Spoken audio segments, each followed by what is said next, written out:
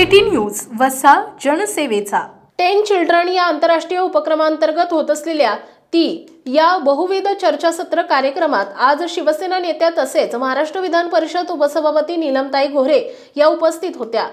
हा कार्यक्रम महर्षी कर्वे श्री शिक्षण संस्थेचे प्रांगण कर्वेनगर येथे पार पडला। या प्रसंगी बोलताना नीलमताई गोऱ्हे म्हणाल्या, उच्च शिक्षण क्षेत्रामध्ये संपूर्ण देशात मुलींची संख्या अग्रगण्य आहे। त्यासोबतच क्रीडा क्षेत्रात देखील संपूर्ण देशात मुलींचं विशेष योगदान दिसून येत आहे। स्त्री पुरुष समानता या विषयावर लक्ष केंद्रित करणं ही काळाची गरज असून मुलींचा जन्मदर राज्यात चिंतेचा विषय आहे। मात्र कोकणात मुलींचा जन्मदर हा बरोबरीनं दिसून येतो। महायुती सरकारच्या वतीने गेल्या 2.5 वर्षात महिलांविषयी, लहान मुलींविषयी लेक लाडकी योजना असो, बाल संगोपन योजना असो, लाडकी बहीण योजना असो, या योजनांमुळे महिलांचा आर्थिक विकास, महिला सक्षमीकरण या क्षेत्रात प्रगती झालेली निश्चितच दिसून येते।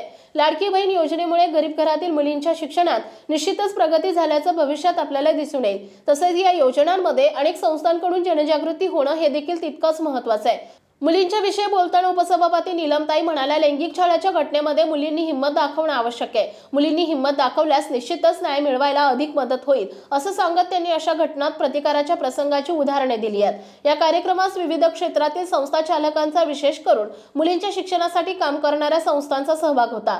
तसेच योगिता आपटे, अनुराधा सहस्त्रबुद्धे या सहभागी झाल्या होत्या। या कार्यक्रमाचे आयोजन श्रीरंग गोडबोले आणि विभावरी देशपांडे यांच्या नेतृत्वात रेनबो फाउंडेशन तर्फे करण्यात आले होते। City news Buldhana.